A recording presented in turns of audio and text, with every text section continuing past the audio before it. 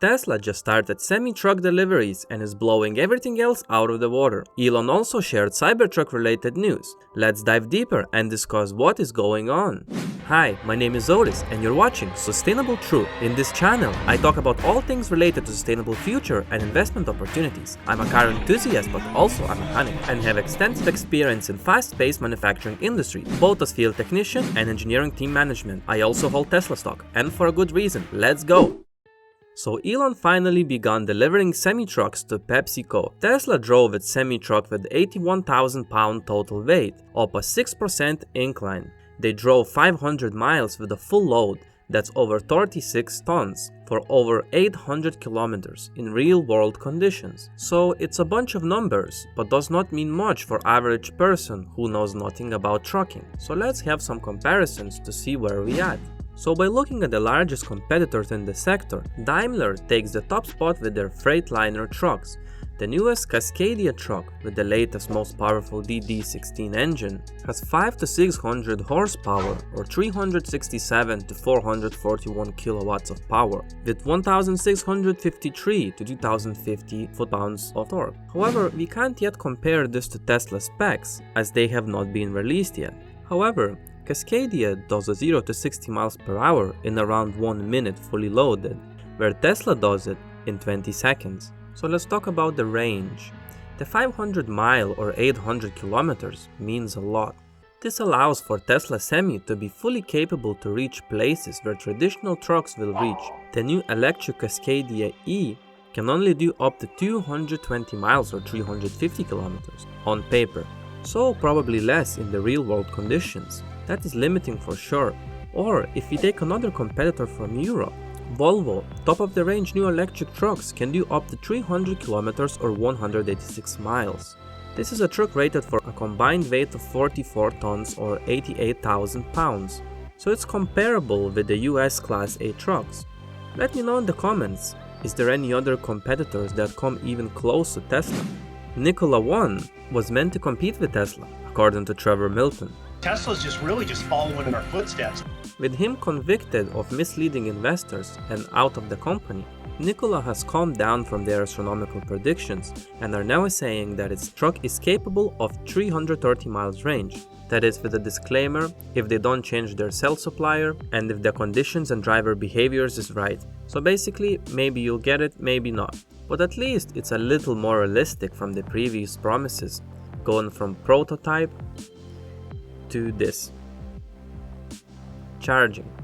The Tesla Semi has 1000 volt powertrain versus the 400 volt powertrain in other Tesla vehicles. So this is a first for Tesla, as so far they have been able to get by with 400 volts, while other manufacturers are already using higher voltage like Lucid and Porsche Taycan. It will be interesting to see how much Tesla can push the higher voltage technology further. Anyhow, this does not mean that Tesla has to start from scratch on many systems. Charging, for example, the standard connector is actually capable of charging 1000 volt systems at top rate of 1 megawatt. I have talked about this in my supercharger video, that it seemed odd for Tesla to have this. Well, now we know why, which is like nothing out there. The version 4 superchargers are going to be used for trucks mainly. So let's see the competition charging rates. Nikola can charge at 175 kilowatts. Volvo can do DC 250 kilowatts. Cascadia can do 180 kilowatts with single port charging and up to 270 kilowatts with dual port charging. Compared with Tesla up to 1000 kilowatts, it's another level altogether, killing it with the power, range, and now with the charging time also. Another thing that's going to be day and night for electric trucks. Not necessarily only Tesla, but Tesla has the most power. Therefore, going uphill in the mountains is going to be an easy task, but more so importantly, going downhill is going to have the most regen with all those powerful motors. Not only this will recoup energy back into the battery, but also it will take so much stress off the drivers with traditional braking systems that require constant shifting of gears and feathering the brakes in and out with full loads, slowing them down not only on the way up, the lack of power, but also on the way down. There was also a lot of things that Tesla did not clarify as of yet regarding specifications, full self-driving and many other things about semi-trucks.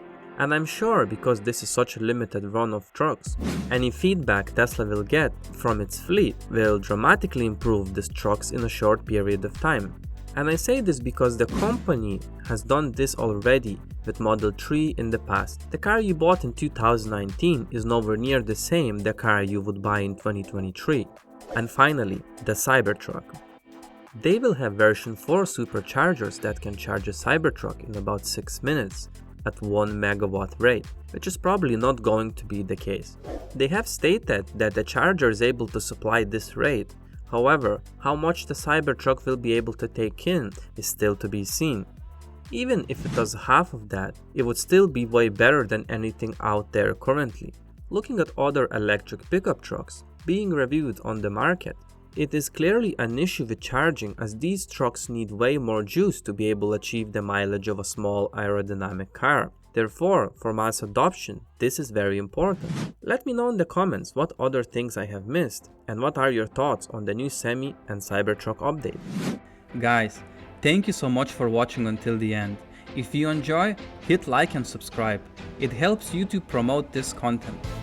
I want to provide value to as many as I can, so this helps a lot. Any thoughts or feedback would be much appreciated in the comments below.